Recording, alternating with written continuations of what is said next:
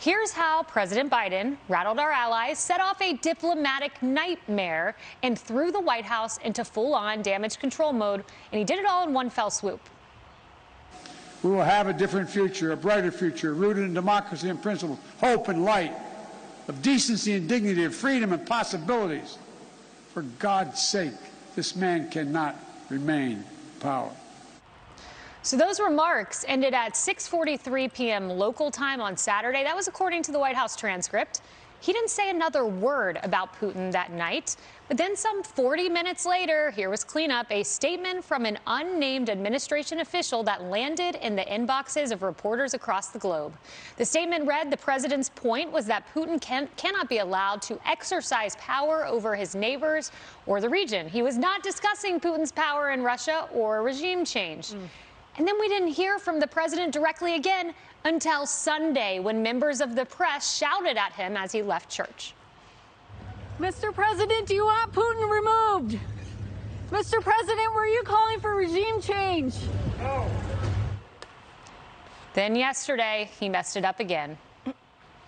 Believe what you said, that Putin can't remain in power?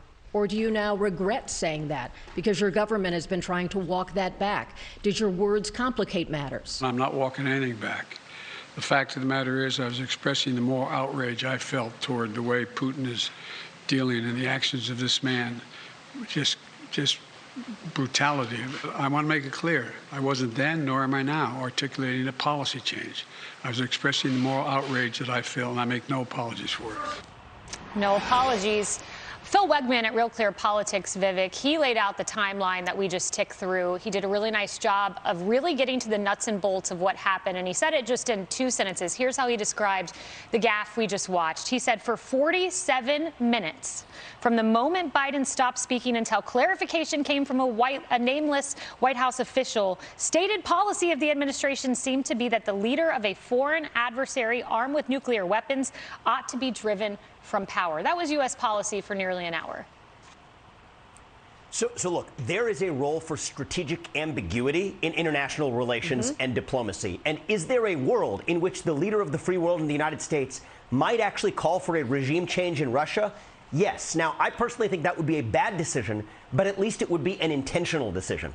Right now, we live in the worst of all worlds, where the only thing worse than a bad decision is an accidental decision, because you get all of the downside of the bad decision without any of the upside of strategic ambiguity. And that's what gives Putin the ultimate gift, where he gets to play the victim card in Russia, saying that actually they want to overthrow me, while not actually having to fear the fact that the U.S. wants to overthrow him, because Biden then apologized for it and said that's not what he meant.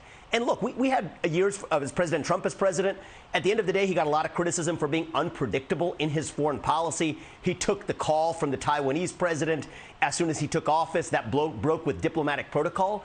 But here was the difference. He did not apologize for it, and there may have been some downside to that. There's also some upside to having that strategic ambiguity, and it can be part of the plan against other great powers around the world. You don't have that plan when you say the wrong thing and then say it was an accident. You get all the downside with none of the upside. That's what we continue to see with President Biden on the global stage. Well, the White House press shop attempted to come up with a plan, Harris, and we create pocket cards for presidents. I did the same for President Trump. Mine, I would argue, were a little more nuanced than the one that they took of President Biden as he was speaking. Here's his pocket card.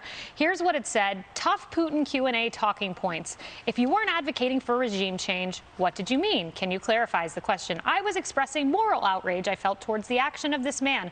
I was not articulating a policy change. I'm surprised my name is President Biden wasn't at the top, because those are very elementary kind of nuts and bolts statements. So I do want to dig into this a little bit, because as a reporter and having been in that position where people are prepped to know who's in the room and what topics might be there, I don't, and not with Sarah Sanders, not with Robert Gibbs, formerly of Barack Obama's administration, I don't remember there ever being, can you give me verbatim the question?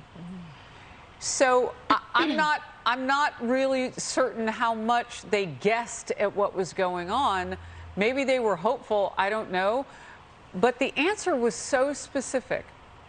And the question was so specific, and the order was so specific. It was like building a narrative for him, helping him to stay gated. Why does he need a playpen? Why does he need all four sides of a playpen? And look, the reporters are doing their job. I mean, you're in there and they say, well, what topic do you think you're going to ask about? And even though it's blaringly obvious, you tell them. And then they get ready for it based on where he's going to go and kind of lining up the room. And I get it. I totally get it. But this was more hand-holding than that. And are they afraid that he might do it again?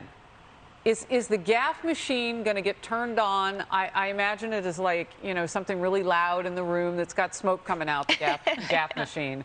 And you can't turn it off once it's on. I mean, it really is a nightmare when you consider what Remick just said. And he's right about this. Vivek is right. It isn't that he did something on purpose. It's that he did it accidentally. Yeah. And our enemy knows that. And so he knows he can be played with. So, I mean, if Macron is having better conversation right now, and I've been saying this all day because it's problematic, if we are supposed to lead the world, as Biden told us last week, like, oh, there's a new world order and we're going to lead it. Well, don't you kind of have to do it on purpose? Are you going to be accidental? Are you the accidental tourist of the White House? Like, that can't be. It can't be. I mean, you raised so many good points, you know, one of which that comes to mind when you look at what was on that note card. I was expressing moral outrage, not a policy change. I mean, John Cooper put it very succinctly at Heritage. He said this, simultaneously hilarious and terrifying, that Joe Biden thinks he can make a distinction between official U.S. policy and his personal feelings. Tom Cotton laid out that very point, too. And he went on to say this, that Biden needs to stop speaking publicly in an extemporaneous fashion. I mean, your feelings are not your feelings that you can just articulate and pontificate on when you're the commander-in-chief. Gosh, yes. All right, I'm going to see and raise Vivek two more. So there's one thing to say there's strategic ambiguity and, of course, the value in that. But then there's a void for vagueness. And then there's just third rail. And that is somehow what we've gotten, right? And as Jerry Baker writes, at what point does his verbal incompetence start to become a mortal threat to Americans, right? It's one thing to call your vice president accidentally and, you know, make gaffes that make people chuckle and maybe look at him endearingly if you have some type of compassion. But it's another to, as the leader of the free world, essentially call for the ouster of an autocratic and bellicose leader of a nation with nuclear weapons. Words have consequences, and when they are coming out of the President of the United States, they have larger consequences. And when it is on that world stage, they have even larger consequences. So no wonder the international community is frankly horrified, at a minimum laughing at our commander-in-chief, at a maximum absolutely threatened and terrified. And I do have to say that when you talk about the value of a pocket card, I would hope that someone with 50 years of service doing this would need it less, not more. Right? Isn't that an inverse arc? Like, shouldn't after 50 years of doing it, you're like, I got it. I've done it 100 times. I've got it. But instead, this person, as he either decompensates, ages, devolves, whatever it is, he's needing it more. He's needing that And he's crutch. modeling it. He's needing the playpen. When are we going to say the emperor has no clothes? Okay, he's naked. I'll say it.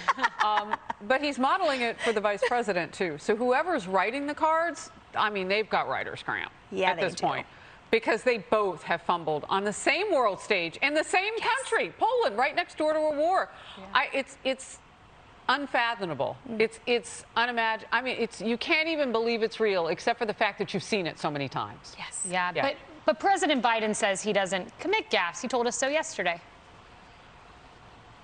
Let's get him walk back. It made it sound like, just in the last couple days, it sounded like he told U.S. troops they were going to Ukraine. It sounded like he said it was possible the U.S. would use a chemical weapon, and it sounded like you were calling for regime change in Russia, and we know... None of the three occurred. None of the three occurred? None of the three. Except they all occurred, and he was quoted, Miranda Devine. They sure did. And look, I think what we're seeing right now is this quite dangerous dysfunction in the White House. It's just not sustainable to have, President Biden's subordinates come out 3 consecutive days in a row in Europe while he's on the world stage and contradict the leader of the free world. They have to get their messages straight. And I don't think that was an accidental blurt out. Normally when Joe Biden blunders, it's quite obvious. It's part of a sort of a meandering, incoherent rant. But this was when he talked about, effectively it was regime change that Putin has to be gotten rid of. That was said very distinctly, He built up to it. He had this sort of quivering rage, sort of Winston Churchill style oratory. And to me, it looked like he had practiced it and he meant it. And obviously that means that there are two rival camps in the White House. And one, I believe, would be Joe Biden and his family, and the other is the staff, the State Department, who are desperately trying not to start World War III. Wow, fascinating, Miranda, always.